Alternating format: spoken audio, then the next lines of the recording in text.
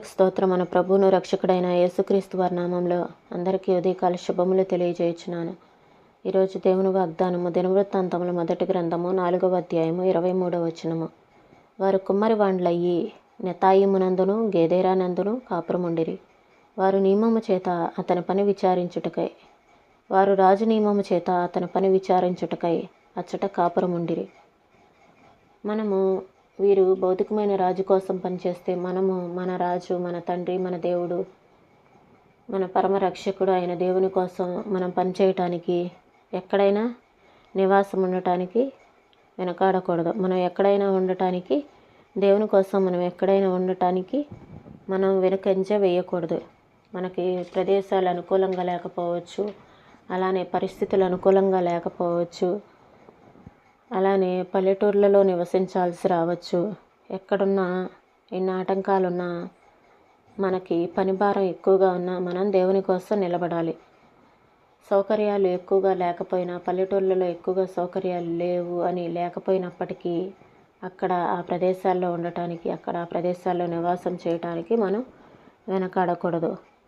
బాప్తిస్మం ఇచ్చి యోహాను గారు అరణ్యంలో దేవుని కోసం నిలబడ్డారు. అలానే యోహాను గారు పద్మాసు ద్వీపంలో ఉన్నారు. అలానే ఎంతోమంది భక్తులు చెరసాలలో ఉండి దేవుని పని చేశారు. అలా మనం మన రాజు కోసం, మన పరమ తండ్రి కోసం ఎక్కడున్నా, ఏ ప్రదేశంలో ఉన్నా దేవుని కోసం నిలబడితే అంతే చాలు. దేవునికి అదే సంతోషము. మనము దేవుని కోసం ప్రేమతోటి పాటుపడుతున్నప్పుడు మనకి ఈ లోకంలో ఉన్నాయన్నీ అవేవి దేవునికి సంతోషాన్ని ఇవ్వలేవు. మన రాజు కోసం పనిచేయటం కోసం ఎక్కడైనా మనం కాపురం ఉండటానికి జంకకూడదు. ఇందుకోసం మనం అననుకూలమైన స్థలాలకి వెళ్ళవలసి రావచ్చు. పల్లెటూళ్ళలో రాజు సన్నిధి ఎక్కువగా కనిపించని ప్రదేశాల్లో, ఆటంకాలున్న ప్రాంతాల్లో పనిచేయవలసి రావచ్చు. దానికి తోడు మన చేతి నిండా మనం చేయవలసిన కొండలు పని భారంతో ఉండొచ్చు, పర్వాలేదు. మనల్ని అక్కడ ఉంచిన మన రాజు తానే వచ్చి మనతో ఉంటాడు. అక్కడున్న అడ్డుగోడలన్నీ మన మేలు కోసమే, లేకపోతే వాటిని ఎప్పుడో తొలగించేవాడుగా. అలాగే మన దారికి అడ్డుగా ఉన్నవి ఒకవేళ ఆ దారికి భద్రత కలిగించటానికి అక్కడ ఉన్నాయేమో. కుమ్మరి పని మాటేమిటి? మనకు దేవుడు అప్పగించాలనుకున్న పని అదే. అయితే ఇక వాదాలెందుకు? కాబట్టి ప్రస్తుతానికి మన పని ఇదే. ప్రియా, తోటలోకి తిరిగి వెళ్ళు, సాయంత్రం అయ్యేదాకా శ్రమించు, పాదులు త్రవ్వి పందిళ్ళు కట్టు, యజమాని పిలిచేదాకా పని చేపట్టు.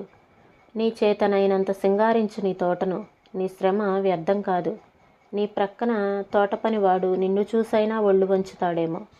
రంగురంగుల సూర్యాస్తమయాలు, చుక్కల పొదిగిన ఆకాశం, అందమైన పర్వతాలు, మెరిసే సముద్రం, పరిమళం నిండిన అరణ్యాలు, కోటి కాంతుల పుష్పాలు ఇవేవి క్రీస్తు కోసం ప్రేమతో పాటు పడుతున్న హృదయానికి సాటిరావు. రచయితలుగాను, ఇతరులు శ్లాఘించేలా ఘనకార్యాలు చేసిన వాళ్ళుగాను ఎన్నడూ ప్రఖ్యాతి చెందని వాళ్లలో నిజమైన పరిశుద్ధులు ఎందరో ఉన్నారు. వాళ్ళంతా తమ అంతరంగాలలో పవిత్ర జీవనం నేర్పారు. ఎక్కడో మనుష్య సంచారం లేని లోయల్లో, కొండవాగుల ఒడ్డున విరబూసిన పుష్పగుచ్చంలాగా తన పరిమళాలు వెదజల్లి వెళ్ళిపోయారు. ఈ మాటలను దేవుడు మన వినికిల్లో దీవించునుగాక. ప్రార్థన చేసుకుందామండి. స్తోత్రం నైనా, పరిశుద్ధుడా, ప్రేమ కలిగిన తండ్రి దేవా, మేము ఏ స్థలంలో ఉన్నా, ఎక్కడున్నా నైనా ప్రభా, నీ కోసం నిలబడే వ్యక్తులుగా మమ్మల్ని ఉంచమని వేడుకొంచున్నాను తండ్రి. స్తోత్రాలు తండ్రి, స్తోత్రాలయ్యా. పరమరక్షకుడా, మా రాజువు నీవేనైనా ప్రభా, మా పరమ కుమారువి నీవేనైనా. నీ కోసం మేము నిలబడటానికి మాకు శక్తిని అనుగ్రహించండి ప్రభా. స్తోత్రాలనైనా అయ్యా. నా తండ్రి నాయన, సౌకర్యాలు లేని ప్రాంతాల్లో, ఆటంకాలున్న ప్రదేశాల్లో, పనిభారం ఎక్కువగా ఉన్న ప్రదేశాల్లో నా తండ్రి నాయనా ప్రభా అయ్యా, ఎక్కడున్నప్పటికీ నాయనా ప్రభా భక్తులని మీకోసం నిలబడ్డారు నాయన. అలాగే మేము మీకోసం నిలబడటానికి మాకు నాయనా ప్రభా సహాయం చేయమని అడుగుచున్నాను తండ్రి. స్తోత్రాలనైనా అయ్యా. మేము చేసే పని నా తండ్రి నాయనా ప్రభా అయ్యా, నా తండ్రి నాయనా ప్రభా మనుషులు చూసినా చూడకపోయినా మీరు చూస్తున్నారని మేము గ్రహించి నాయనా ప్రభా మీ యందు నాయన భయభక్తులు కలిగి మేము చేయటానికి మాకు సహాయం చేయమని అడుగుచున్నాను ప్రభా. స్తోత్రాలు చెల్లిస్తున్నాను ప్రభా. నీకు వందనాలు ప్రభా. స్తోత్రాలు నాయన అయ్యా. మా పరమరాజువు నీవే, మా పరమ కుమ్మరివి నీవే నా తండ్రి. మమ్మల్ని మీకు ఇష్టమైన రీతిలో మమ్మల్ని మార్చమని మలచమని వేడుకొంచున్నాను తండ్రి. వందనాలు ప్రభా. ఈ ఉదయకాల సమయంలో ప్రతి ఒక్కరికి మంచి ఆరోగ్యాలను దయచేయండి తండ్రి. ఎవరెవరు నా తండ్రి నాయన ప్రభా ఏ పరిస్థితుల్లో ఏ ప్రాంతాల్లో ఉన్నారో నాయన ప్రభా అట్టి వారందరినీ మీరు జ్ఞాపకం చేసుకోనండి ప్రభా. అయ్యా మీకోసం నమ్మకంగా పనిచేసేవారిగా నిలబెట్టమని సహాయం చేయమని మీ నామానికి మహిమ ఘనత స్తుతులు ప్రభావాలు పొందుకోమని యేసయ్య పరిశుద్ధమైన నామంలో అడిగి వేడుకొంచున్నాం తండ్రి. ఆమేన్.